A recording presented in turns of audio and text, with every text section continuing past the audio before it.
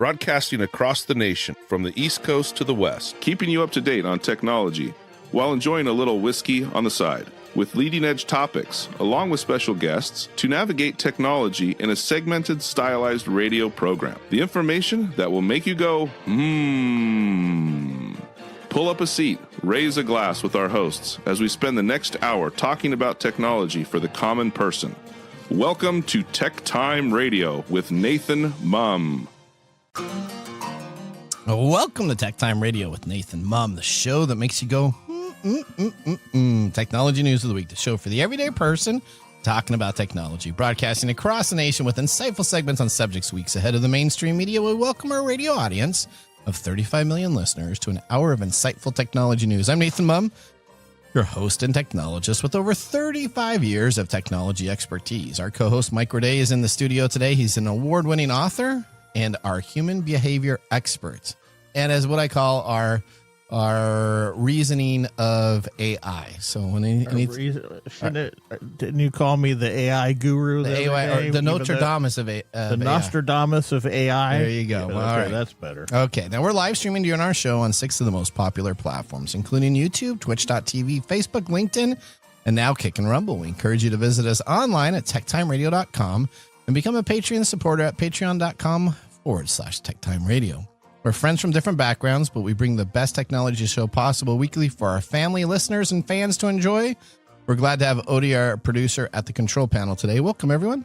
Let's start today's show. Now on today's show. All right, today on the show, we have Gwen Way back for our Gadgets and Gears segment. Number 2 was something I'm very interested in, and you should be too. And of course, we have our standard features, including Mike's mesmerizing moment, our technology fail of the week, and a possible Nathan Nugget, and of course, our pick of the day whiskey tastings to see if our selected whiskey pick gets 0, 1, or 2 thumbs up by the end of the show. You can see we have 4 glasses of whiskey in front of us, so that can only mean we're doing the Flavor Calendar Challenge. But now it's time for the latest headlines in the world of technology. Here are our top technology stories of the week. All right, story number 1, the European Union is kicking off what may become the largest regulatory shutdown TikTok has ever faced. After 2 years of investigations, the EU has ruled that TikTok's recommendation engine is addictive by design. No way. Pointing to infinite scroll, autoplay, and hyper-personalized feed as violations of the Digital Service Act. Now, Brussels has even said that their future is unclear. Their features aren't clever. They're harmful, especially for minors. Let's go to Lisa Walker for more on what's happening. This is a digital sovereignty milestone. With TikTok's algorithm now under U.S. oversight, the question becomes, will this set a precedent for other foreign-owned platforms operating in America? Tech titan Oracle, private equity firm Silver Lake, and Abu Dhabi's MGX, each holding 15% stakes. The remaining shares are distributed among a consortium of global investors, including Michael Dell's family office, General Atlantic, and Yuri Milner's Virgo LI, while ByteDance retains a minority 19.9% stake. For now, TikTok's 200 million U.S. users can keep scrolling, but the platform's future will be closely watched by regulators, rivals, and users alike. Back to you guys in the studio. All right, so let's talk about this. We talked a little bit about this last week, and now we're continuing on. What is happening to TikTok? So TikTok is getting blown up over the pond, and now here in the U.S., this addictive design is now being altered. We have the new company that you just heard about has taken over TikTok, and what it's doing is it's actually changing the algorithm. So here's the kicker. These algorithms change aren't subtle. Creators are reporting massive drops in reach. Whole categories and content has disappeared from their feed. It feels like they're putting through airport security to check every single post that it gets posted up there. Some users are saying that their app feels sanitized. Others say it feels broken. And if you're already jumping ship to other platforms. Well, you're a big TikTok guy. What's your thing? Horrible. My algorithm is you're not getting your No, your daily dose of. So I was really into a bunch of like these guys out in the woods that build these houses with these like sticks and mud and everything like that. And you get these two guys and all they have is this little stick type of deal and they carve out everything. They make mud huts. I was really into the home repair aspects of this, and they would show little tricks and here's the 5 things you can use with common household goods. All these things were really great and I enjoyed this. And now my feed is everything that I don't really care about. I am not a kitten person. I do not care about cats. I have a cat. Cats and the internet are why the internet is so popular. Well, so I have no interest in watching a bunch of cat videos. And now I'm getting bombarded with lots of lady stuff. So, I mean, it has just changed absolutely the algorithm. And I don't know if they're trying to sanitize it, if this is going through and getting approved by the government. What's also interesting is now, do you realize that we're in a worse shape with TikTok with this American company owning it? Because essentially this company is able to, are you okay there, Mike? Mike's choking up already on the story. I'm coughing. All right. So got a cold. Okay. So what we're at now is this data, I'm sure, being sold to the American government. So it's no better than Reels or any of these other alternatives that we used to love TikTok for being at least not controlled by the United States government. And if this is what's going to happen, I think TikTok is done. They had almost 50% of the U.S. market, and they kept on growing and growing. But I fear that this may be the end days of TikTok. Well, I don't know if that's a good thing or a bad thing. Well, I guess if you're the addictive aspects of it, I guess it's not that big of a deal. All right. Are you okay for story number 2 here? Yeah, I don't know. We'll try and figure this out. We'll see if it works. All right. Are we ready? Yeah, we're ready. Oh, okay. All right. So, you know how much I love AI. How much? Well, never mind. Okay. And we talk quite a bit about AI, driven cars and things like that. So I have a bunch of stuff where AI and vehicles just aren't working together. Okay. Very well. Okay. So, okay. And this is kind of funny. Autonomous vehicles are once again making headlines. And shockingly, it's not because they flawlessly ushered in the future. In Los Angeles, a Waymo car that was being manually driven by one of their own specialists drifted off a narrow residential road, hopped a patch of grass, and sideswiped a row of parked cars like it was auditioning for a demolition alley. Okay. No injuries were reported, but it's another entry into Waymo's growing scrapbook of unexpected learning opportunities, right next to the blackout stalled robo-taxis that the big software recall they probably prefer we stop mentioning. Okay. Yeah. So I don't know if there's any idea of if the guy was truly in charge or he was wrestling with Waymo to get or he could have been testing it. He was testing it, or he was just just sleeping. Just sleeping. Okay. Yeah. Okay. All right. That's what people do in Waymo cars, don't they? All right. Meanwhile, Washington, D.C., a beep minibus got into a fender bender with a Tesla on H-Steel. This is an autonomous bus. Safety driver and passenger stepped out while the robo bus just sat there in the middle of the road blocking traffic like it decided to take a personal day off. Okay. Drivers tried to squeeze around it. Pedestrians stared, and the whole thing felt like a demonstration of Frogger. I don't know if you remember that game. A Frogger video game? Yeah. Yeah. Isn't that where you were the frog and you had to jump across the street and not get hit? I don't think you have to explain it. If you don't know it, no one needs to explain it. Okay. Just because it's autonomous doesn't mean it's smart. Did the Tesla rear-end it? What happened? The Tesla rear-ended it? I wonder if that guy was on self-driving mode. You think? I don't know. And then the internet said, hold my cobblestone floor mats. A seller trying to list his 1999 Cadillac DeVille used AI to enhance the photos, and the results were pure art, I suppose, pure art. Mismatched taillights, missing trim, 2 different colored door handles, and because AI has a sense of humor, 2 gear shifters. The real masterpiece was the cobblestone interior, floor mats, engine bay, and the whole thing looked like the world's first Cadillac designed by the Flintstones. The listing site eventually pulled that ad, probably after realizing they weren't equipped to sell vehicles from that era. You think? Yep. So here we are again, watching the tech world sprint ahead while tripping over its own shoelaces. And somewhere in the background, I'm probably saying AI still needs adult supervision. All right. Okay. So what do you think about all these AI cars? Well, you know what I think. It's not suitable for radio. It's not suitable for radio? No. I think we're. But wouldn't you take a Waymo to the airport? You said, didn't you say that one time? No. I will not ever in my life step in a self-driving car unless it's a demonstration inside a controlled area. Controlled area. Yeah, I will never put my life in traffic with that. Okay. And I don't use self-driving cars. I don't own a Tesla.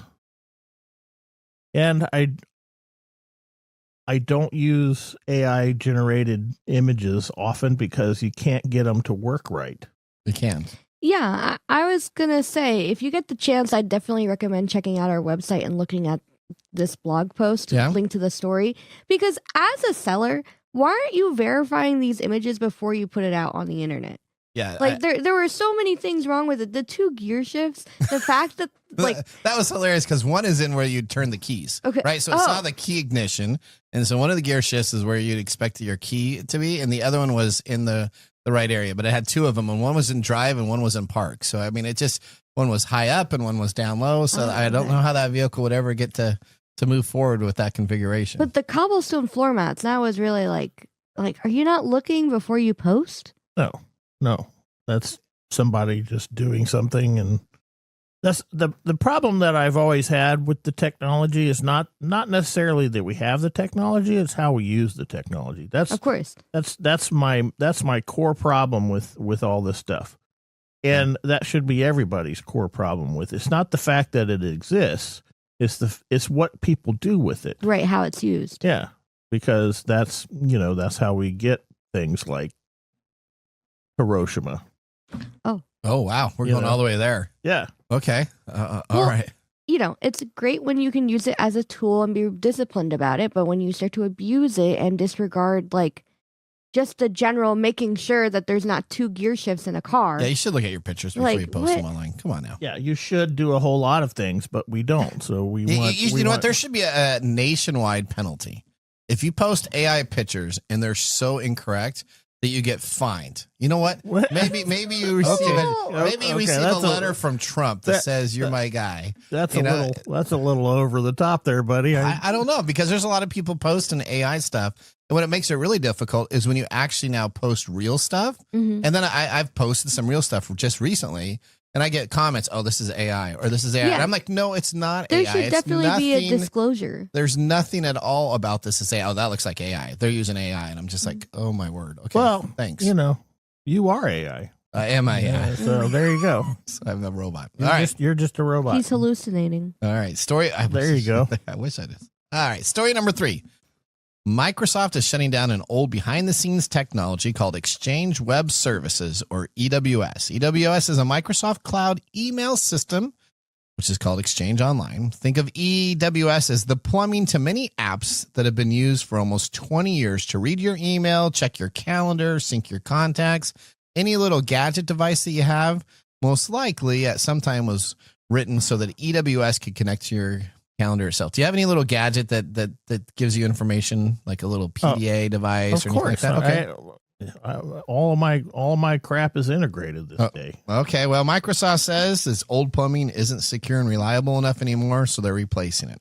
Starting in late 2026. So charge. What was that they're charging you for now? The OS. They're going to start microtransacting your emails. Yeah, last week's episode, the 2 truths and a lie got you there. All right, starting in 2026, Microsoft will begin turning EWS off, and by April 2027, it'll be gone completely. Some companies may get short test outages ahead of time so you can see what breaks before the final shutdown. Now, Microsoft has warned about this for many years, so this final countdown should not come as a surprise. If your company uses apps that plug into Outlook or your calendar, or your IT team will make sure that they need to update these systems before the old system disappears. Yeah. So you work for a full-time job. You work for a government. Yes, I work for state government. Yeah. All right. So guess what? I bet you this is going to hit you way more than other people, because this is the easy way to write code and integrate within stuff. So I hope your IT team is up to the par. Well, or do they need to consult with? I'm pretty. I don't know. I mean, they're like everybody else. We get notices all the time about stuff going on and how they're trying to fix stuff and whatnot. So okay, maybe they already got it taken care of. As long as I can do my job, I don't give a crap. Okay. Well, that ends our top technology. Yeah. That should be a plug-in right here. That's going to be a quote of the day. As long as I can do my job, I don't give a crap. Yeah, all right? That's right. Okay. Well, that ends our top technology stories of the week. When we return, we have gadgets and gear gal Gwen Way ready to take on a new gadget on Kickstarter. You're listening to Tech Time with Nathan Mumm. We'll be back after this commercial break. Looking for custom glass solutions for your next commercial project? Hartung Glass Industries is your trusted partner in custom glass fabrication. For over 100 years, Hartung has delivered proven manufacturing expertise, comprehensive product offerings, and dependable service and quality. From energy-efficient facades to custom shower doors, we create glass solutions tailored to your project needs. With 8 facilities across the U.S. and Canada, we combine national expertise with a local touch-ensuring faster service and unparalleled customer care. Hartung Glass Industries, where quality meets innovation. Visit hartungglass.com to learn more.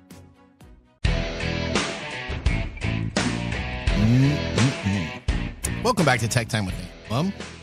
Our weekly show covers the top technology subjects without any political agenda. We verify the facts. We do it with a sense of humor in less than 60 minutes. And, of course, a little whiskey on the side. We are going to have a lot of whiskey. All right. Today, Mark Gregoire, our whiskey connoisseur, is in. Tell us, what are we doing and what are we tasting today? We are using our 2025 Flavor Whiskey Advent Calendar with 24 remarkable whiskeys to use for our year-long blind whiskey competition to see which one Nathan and Mike like best for this year. Come along for the ride once a month while they uncover new tastes and train for a second year their senses to become true connoisseurs, since they did not achieve it the first year.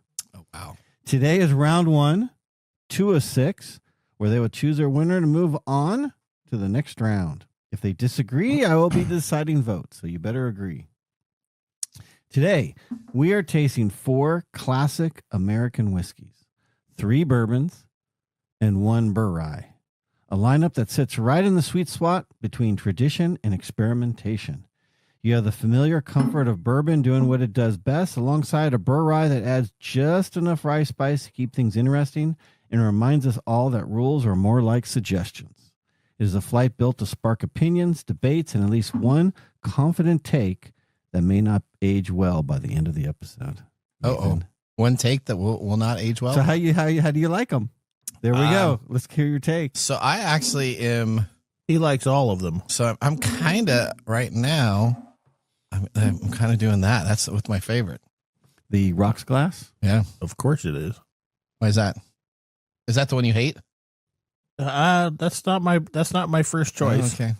Well, what's your first drink? What is it right now? So far, right now, my first choice is the tall glass. Okay, all right. That's my third. So we'll see how that happens later.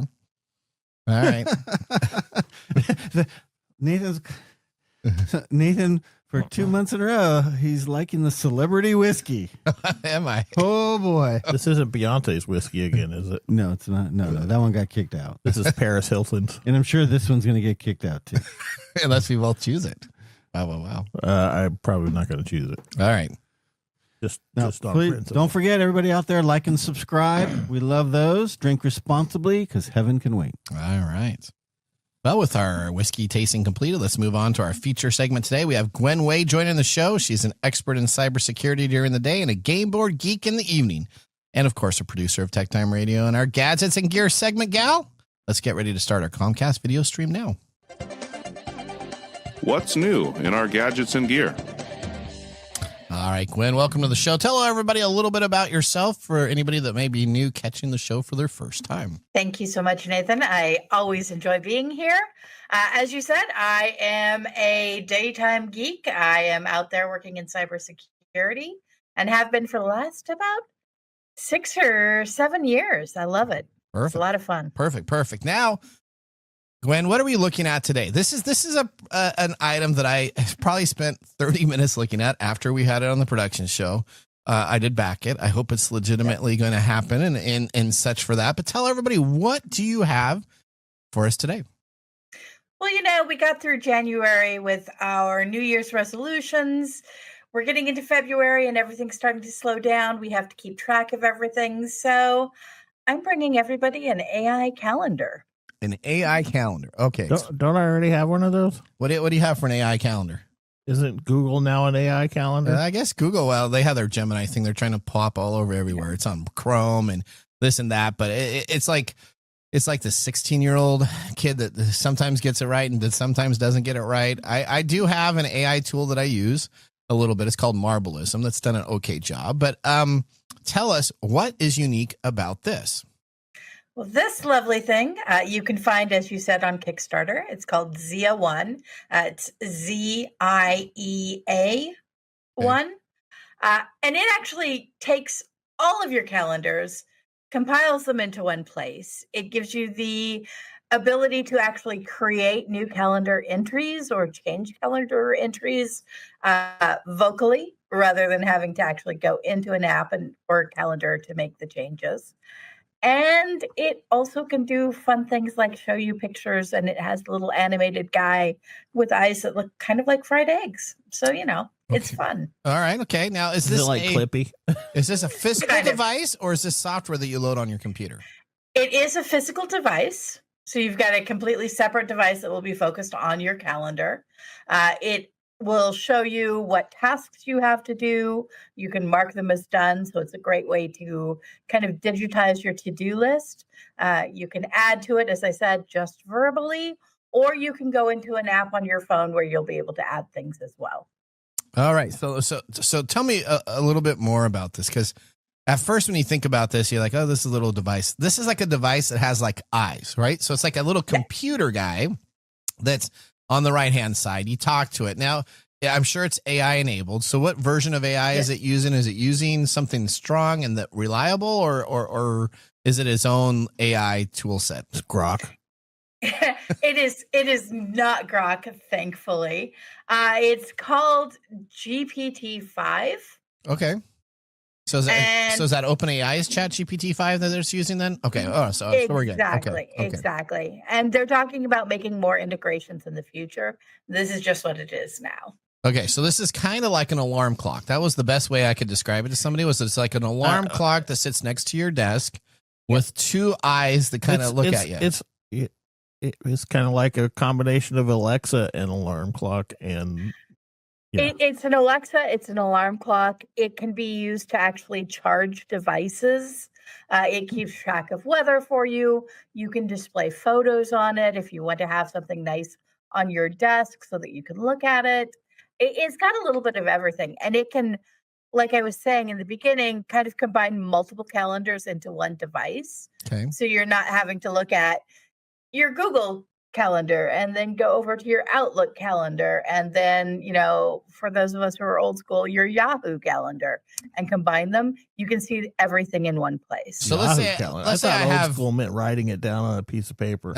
Right. So if I have 10 email accounts per se, let's just say that that's actually conservative, I think, for me. So 10 email accounts, I can consolidate all 10 email accounts into this device and it will help organize them.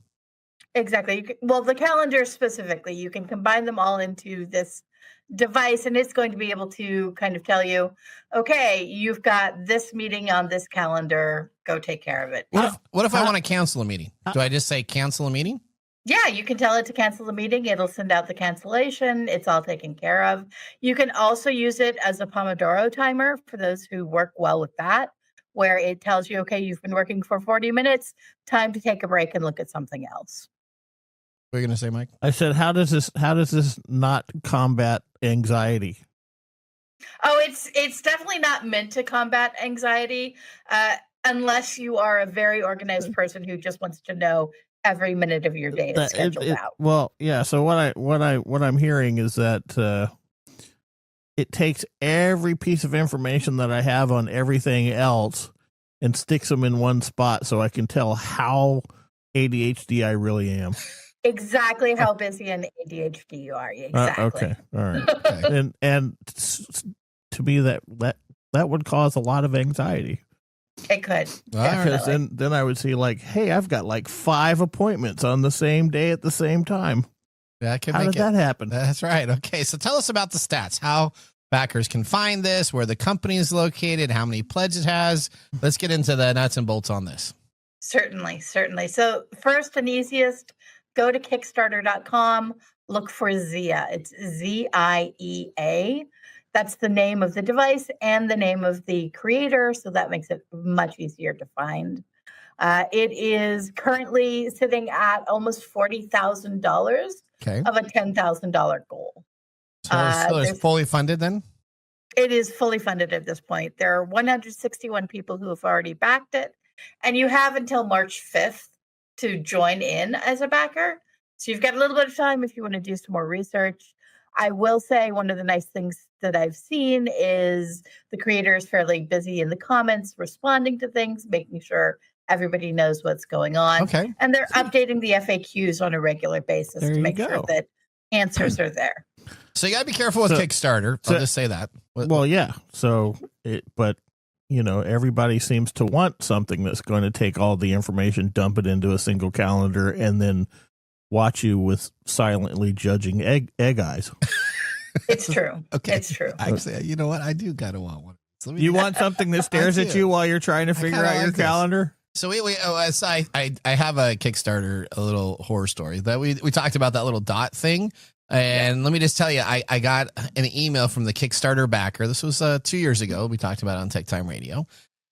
And it was a great idea. The Kickstarter guy just kind of sent an email out to all the Kickstarter saying, hey, I've ran out of your money. I don't know what to do, and I'm not a software developer, so best of luck. Hopefully you can get your device to work. They said that. Said that. And then he says, if you have any ideas or are a developer and could help us with this, if you want to take over this project, why would you take over a project that's already been funded that he spent the money on? He's like, you could do that more than you'd like at He probably wrote you from the Riviera. Yeah, there you go. That's possible. That's possible. This one, they've been in development for over a year, so they actually have all of their prototypes. You can see videos of it if you go to Kickstarter, and keeping track of that kind of thing and seeing videos that are not clearly AI is another good sign of this could really be a real product that is released. Absolutely. I did back it myself. So final question, since I backed it, are you looking to get one of these? Oh, yeah. I would love to have one of these on my desk. Okay. This will be great. That's all right. There you go. Can I make it stare at the people I'm having meetings with? No. Yeah, no. I mean, if you turn it, you could probably get it to face the camera. It does have about 40 animations right now, and they're looking to add more. So it could be an it's got a crying thing. Michael talked to it, and it'll just start crying. That's where I think about stuff like that. I can just turn it around on my desk and have it stare at people I'm chatting with. All right. Before you go here, where is it at? What is the name again? One last time, Gwen. It is at Kickstarter.com. Look up Ziea, Ziea-One. All right, Gwen, thank you so much for coming on the show. It's always a pleasure to talk about new gadgets with you each month. Bye, Gwen. All right, we want to thank Gwen for being a part of the show. She does a great job finding the most unique items each month for our show. If it was up to her, I think all of our stuff would always just be earbuds because she loves earbuds. But she does choose different stuff, and she chose this one. She knew I'm a robot guy, and I have at least 8 robots just here in my office space right now listening to us. I mean, yeah, okay. All right, but let's move on now to Mike's mesmerizing moment. Welcome to Mike's mesmerizing moment. What does Mike have to say today? All right, Mike, here's my question for you. Do you have a thought on social media apps being monitored by a government? So we kind of let out for TikTok. Monitored or regulated? Well, no, just I asked monitored. monitored by a government. Not necessarily that we're going back to the TikTok with the United States, but would you have a problem, or what's your thoughts on the social media apps being monitored by a government? I'm not sure how to answer that because they monitor everything anyway. Okay. So, it's kind of like that. Well, if you're going to use it, you're at some point may get somebody from the government monitoring it. Well, there shouldn't be. I think the original idea of social media was to have private conversations. Yeah, I'm sure that was the case until criminals started posting their crimes on on social media right. and drawing the attention of the cops. Okay. As far as regulating, I think that is the case with everything.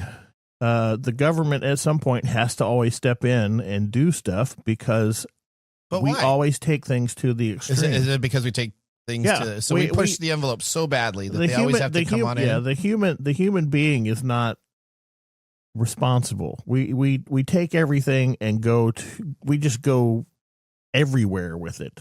Okay. I'm sure that when we started with social media that we didn't realize where it would take off from or to. Mm-hmm. And then, it started off with posting cat videos and whatnot. And now we're like creating terrorist cells and things like that using social media. So I don't think we realize the consequences of our actions because we simply take things and run with it. So the government ultimately has to start stepping in and doing things. It's kind of a sad. And yeah, it's a sad thing because nobody wants the government stepping in and into my business, right? I don't want the government watching me for anything. Do you? No.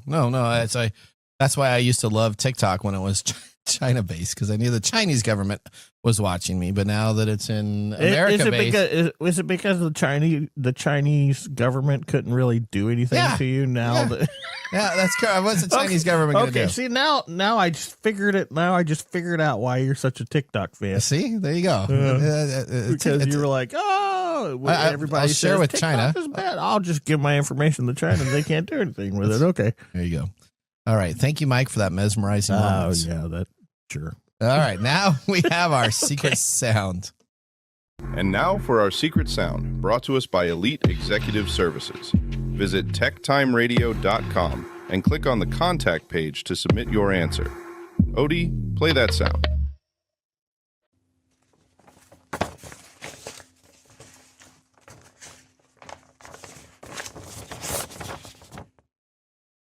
All right. Do you know what that secret sound is? Oh, look at, Odie's shaking her head no, and now all of a sudden she just perked up like you wouldn't believe. The pot is currently at $25. So if you know what that sound is, jump online and click on our talkback system or leave us a message at 206-649-6098. We're going to take a commercial break. Do you have a guess, Odie? I do. I will be sure to submit it on our website, TechTimeRadio.com. All right. You can't win money. I can. No. If a girl dreams, yeah, she you know can. what? She'll tell her sister. She'll tell her sister what to do, right? All right. When we return, we have This Week in Technology. So now would be a great time to enjoy a little whiskey on the side, as we're going to be doing so during this break. You're listening to Tech Time Radio with Nathan Mumm. See you in a few minutes. Hey, Mike. Yeah, what's up? Hey, so you know what? We need people to start liking our social media pages. If you like our show, if you really like us, we could use your support on Patreon.com. Or is it Patreon? I think it's Patreon. Okay, Patreon. If you really like us, you can. And you say I'm the English guy? Patreon.com. I butcher the English language? You know you butcher the English language. Okay, so it's all the time. It's Patreon.com. Patreon.com. If you really like our show, you can subscribe to Patreon.com and help us out. And you can visit us on that Facebook platform. You know, the one that Zuckerberg owns? The one that we always bag on? Yeah, you can. We're on Facebook, too. Yeah, like us on Facebook. Do you know what our Facebook page is? Tech Time Radio. At Tech Time Radio. Yeah. You know what? There's a trend here. It seems to be that there's a trend, and that's Tech Time Radio. Or you can even Instagram with us. And that's at Tech Time Radio. That's at Tech Time Radio. Or you can find us on TikTok. And it's Tech Time Radio. It's at Tech Time Radio. Like and subscribe to our social media. Like us today. We need you to like us. Like us and subscribe. That's it? That's it. That's that simple. And now, let's look back at This Week in Technology. All right, we're going back to February 11th, 2004. That is the day that podcasts began. All right, on February 11th, 2004, The Guardian published Ben Hammersley's article, Audio Revolution, capturing the moment amateur audio on the internet began to explode.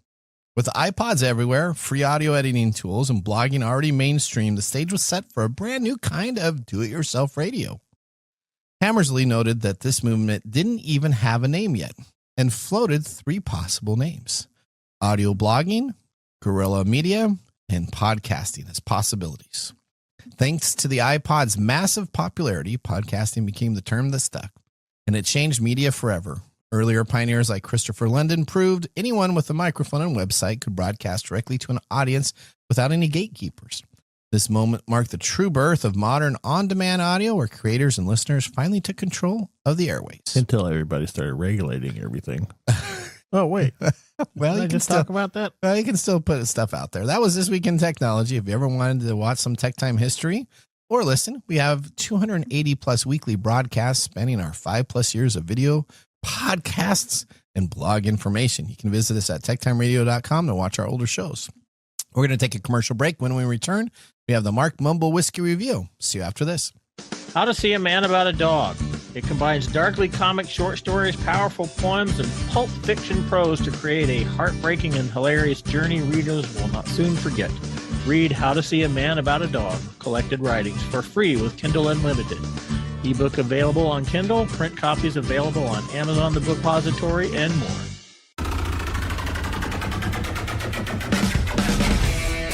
The segment we've been waiting all week for. Mark's Whiskey Mumble.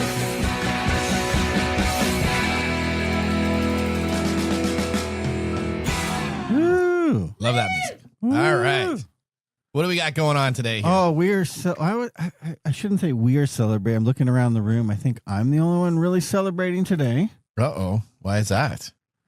Today is National Flannel Day. Oh, there's a flannel day. Well, Yeah. I'm glad that it's in February. That makes more sense than it being in like July or August. So, okay. So to celebrate flannel, a fabric that has been keeping people warm, comfortable, and extremely handsome for more than 400 years.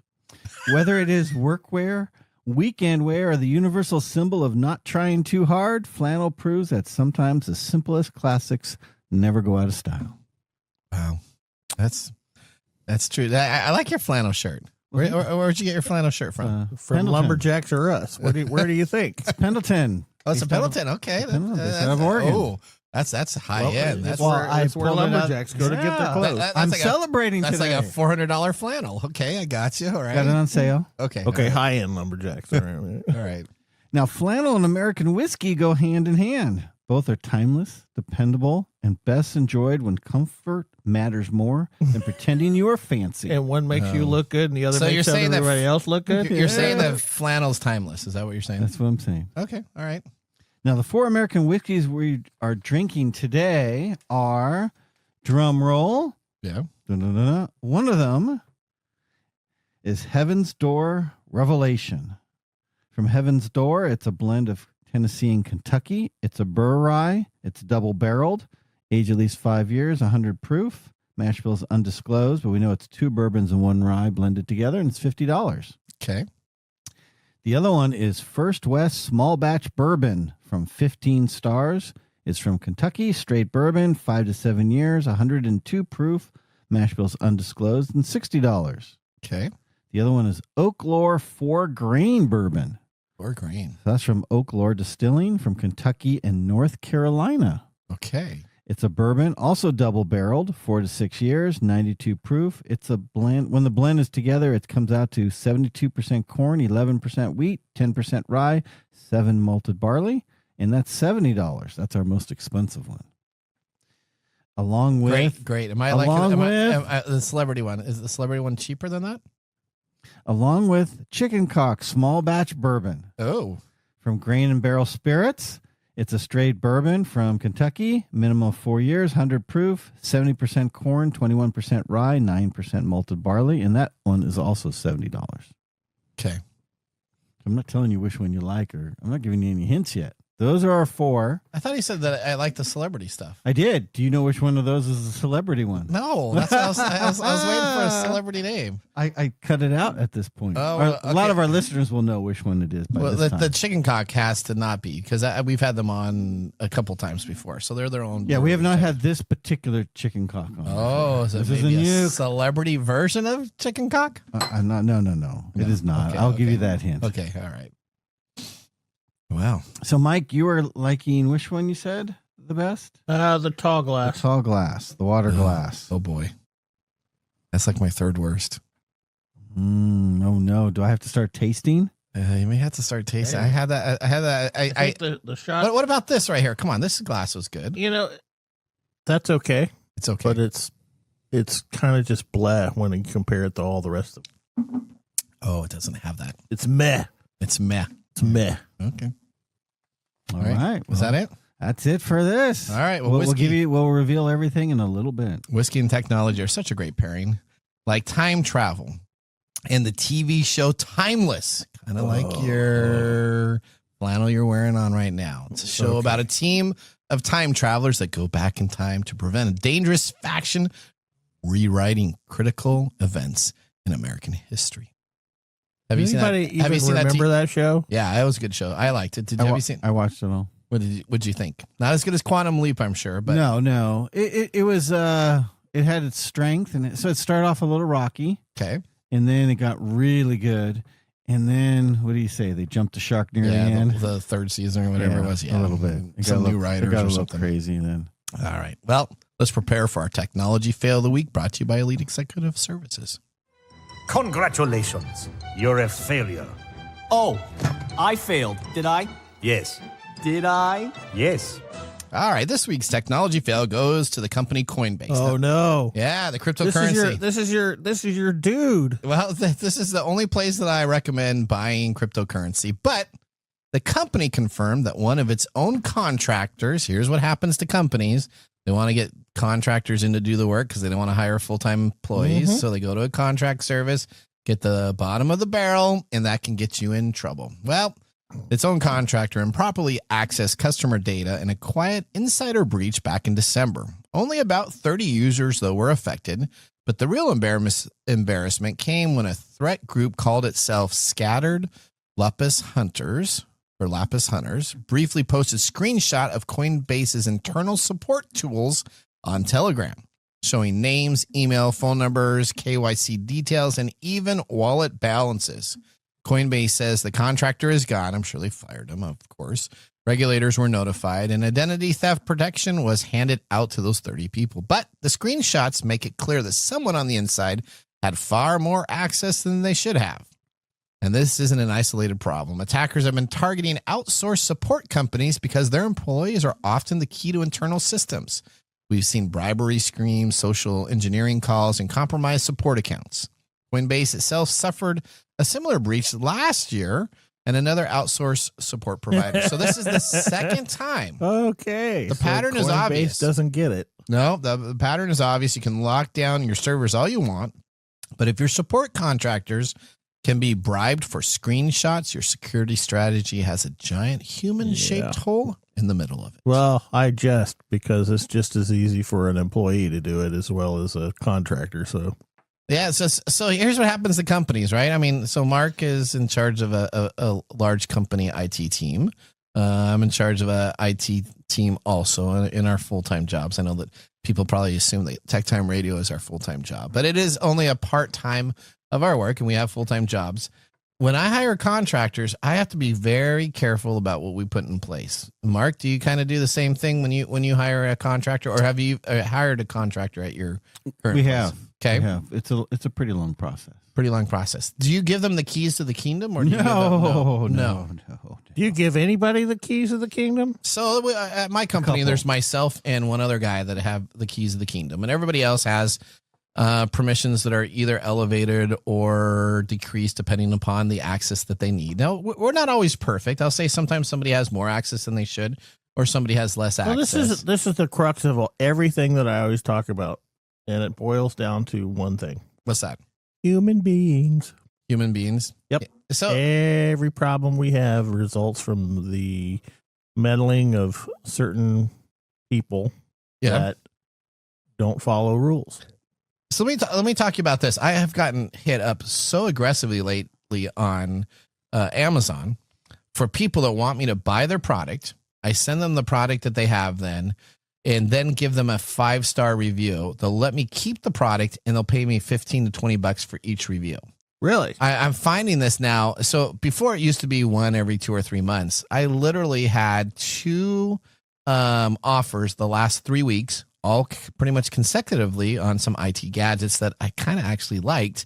And I'm struggling because I'm interested in that, but I don't want to give a 5-star review on something, especially immediately. So they want you to buy it. As soon as you have it at home, they want you to give that 5-star review. And ethically, if I'm going to say if I like something, I normally actually like it. I don't think I can do that. But now I'm getting very frustrated because before you used to be able to purchase these items and you could give it a month and then you could actually give a review. Now they want them instantly. What were you going to say, Mike? So is it strictly stated in their little whatever they is to talk to you that if you give them a 5-star review, they will give you money? Yes. Or is it if you review the product, they'll give you money? No, after we receive a 5-star review, take a screenshot and then we will pay you. There you go. Okay, so it's not asking for anything lower than This is them buying 5-star reviews. Yes. And that means that, their product gets rated higher. Their product gets rated higher. They're not basing it on real not that there is objectivity, but objective results. They are buying 5-star reviews. Yes. Which is, that's kind of isn't that a bad deal? It's not ethical. Okay. Yeah. There you Which is, it's kind of funny that you brought that up. There you go. All right. Well, I was just thinking about screenshots, and they wanted me to take the screenshot. So there, that's how the Nathan world's mine. So tell us finally, did you listen to your ethics or did you take the money? Yes. Did you listen to your conscience? Yeah, I did. I did my ethics. Wow. Congratulations. I'm impressed. You surprised me. Now, if it was like $30 instead of 10 or $15, that's the price. My ethics. Everybody has their price. That's right. All right. Well, now let's move on to the nugget. This is your nugget of the week. All right. You're going to love this. A new NIH-funded study has data that is posted on the American Diabetes Association website with the extreme on-brand name soda, which is Diet Coke, found people in a well-controlled type 2 diabetes actually did slightly better on diet drinks than water. So this report comes on out that says Diet Coke is better than drinking water for diabetes. Fake news. No. I actually looked at everything. So I'm a big Diet Coke drinker. So it came across my feed and I'm like, oh, this has got to be good. With over 24 weeks, the diet drink group saw tiny improvements in the HbA1c, fasting glucose, and insulin, plus token 2 pounds weight loss. So the people drinking Diet Coke in this group actually lost 2 pounds of weight loss. Meanwhile, the waters group number drifted the wrong way. Nothing dramatic, but just to let you know, you should really drink water instead. But for those friends clutching that Stanley Cup a little tighter, you may want to mix in not too much water. But before anything's declared, Diet Coke is superfood. The researchers are clear. This doesn't prove diet soda is better than water for everyone. It only tells us that for a specific group, switching to water didn't help and may have mildly backfired. I think the message you should really take away from this is that, Diet Coke really isn't that bad for you. That's what everybody says, diet sodas are bad for you. Sodas are bad for you, blah, blah, blah, blah. Yep. You need to drink how many glasses of water today that you need to drink? 85 or something like that? No. So what happens is people are over drinking too much water. And that's because we've got into this sort of myth of hydration that is really pushed on us by fitness groups. It's the same thing as 10,000 steps. Yeah. Things, they have now come out with studies that said, hey, that 10,000 step thing, it's kind of a myth. All right. Well, Let me put a refrain here or asterisk. Neither one of these two jokers is a medical expert. No. So don't take any advice from these two. Okay. Now this is a report. I'm just talking about the report. I can still read things and make decisions. That's right. So I'm just reading it. What this says, at worst, Diet Coke for a certain diabetes group is about the same as water. Right. So I would lose weight if I did it too, because I'd be having diarrhea all the time. Is that your professional medical opinion? No, that's just my own personal experience. My personal experience. Anytime I drink the diet stuff, it's these things come out because why? Because we have all this industry madness saying, oh, if you drink Diet Coke, you're going to die horribly from cancer. Blah blah. I get that blah. all the time. They say, that's harming your body. Well, it's harming your body. Yeah, okay. It has not scientifically been proven to harm my body with Diet Coke versus water. No. Now, anything in excess, excess is horrible. The right? The person that says that is, oh, you're gonna die from Diet Coke, drinking Diet Coke, and then they light up a cigarette. Well, there you go. I just wanted to say for all of us Diet Coke drinkers out there, congratulations. Let's move on to some real poison. Whiskey. Let's go. Let's talk about our pick of the day, the benefits of whiskey. There you go. And now our pick of the day for our whiskey tastings. Let's see what bubbles to the top. All right. Did you have any thumbs down, Nathan? Yeah, I really don't like the shot glass. The shot glass. All right. No, I don't. Shot glass would be a thumbs down. I had no thumbs down.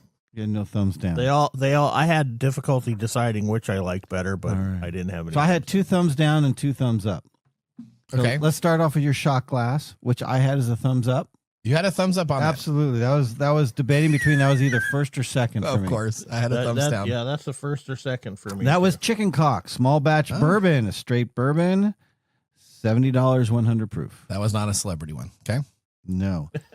What was your next one you did not or Mike, which one did you not was your lower one? My lowest one was the what is this? The little beer glass.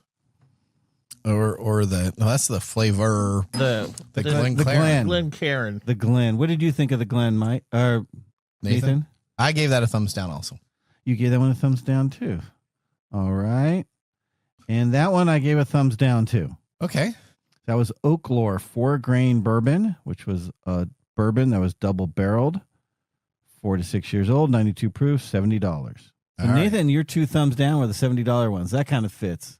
Yeah, there you go. See, he instinctively knows which are the expensive ones. Now this is where we have a split because I believe Mike liked what was in the rocks, or no, Nathan liked the rocks glass best. I did, and Mike, you liked the water glass best. Yeah, but I give these both. I give both of these thumbs up though. So both get a thumbs up. Both get. Yeah, they're both. They're okay. They're both thumbs up. Let's talk about the rocks glass because I gave that one a thumbs down. So that one is not moving forward. Okay. That was the celebrity whiskey. That was the Burr Rye. That was the Burr Rye. Okay. That was one from Bob Dylan. Heaven's Door Revelation. Bob Dylan. Bob Dylan. You're saying a no to Bob Dylan there, Mike. Burr Rye double barreled. I didn't say no 100 to Bob proof, Dylan. $50. It was the cheapest one on the list. I said it was okay. And the winner that moves on. Dun, dun, dun, dun, in the water glass was First West small batch bourbon from 15 Stars. It was a Kentucky straight bourbon, 5 to 7 years, 102 proof, $60. All right, I like this one though. This was okay. It wasn't. I like the smoother taste of the celebrity one, but yeah, celebrity one. I gave it a thumb down because it tasted like grainy water to me. That's my review of it. Or Diet Coke. There you go. You got your water consumption. I did. There you go. Poison water, right? Poison water. All right. All you need is to chase it with some Diet Coke, and you'll be golden. All right. Well, thank you so much. Well, I'm glad you helped us with that one, Mark. Well, thank you, Nathan. Actually, I think this has a chance to probably win the whole thing. It was not that bad either. I just had to stick with my. I couldn't. Yeah, that's a Nathanism right there. All right. Well, yeah. I go back to my thing. I did say there was going to be at least one confident take that may not age well by the end of the episode. So there you go. All right. Well. Guess what, everybody? We're about out of time. We want to thank our listeners for joining the program. Listeners, we want to hear from you. Visit techtimeradio.com, click on the Be a Caller, and ask a question on our technology talkback system.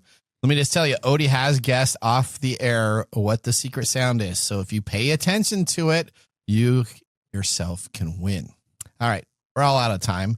You know what? It's an honor to be hosting today's show. Each week we are here to decode the technology that shapes our world one breakthrough and bourbon at a time. Remember, the science of tomorrow starts with the technology of today. See you next week. Later. Bye-bye. Thanks for joining us on TechTime Radio. We hope that you had a chance to have that moment today in technology. The fun doesn't stop there. We recommend that you go to techtimeradio.com and join our fan list for the most important aspect of staying connected and winning some really great monthly prizes. We also have a few other ways to stay connected, including subscribing to our podcast on any podcast service, from Apple to Google and everything in between. We're also on YouTube, so check us out on youtube.com/TechTimeRadio, all one word. We hope you enjoyed the show as much as we did making it for you. From all of us at TechTime Radio, remember, Mumm's the word. Have a safe and fantastic week. A safe and fantastic week. A safe and fantastic week. A safe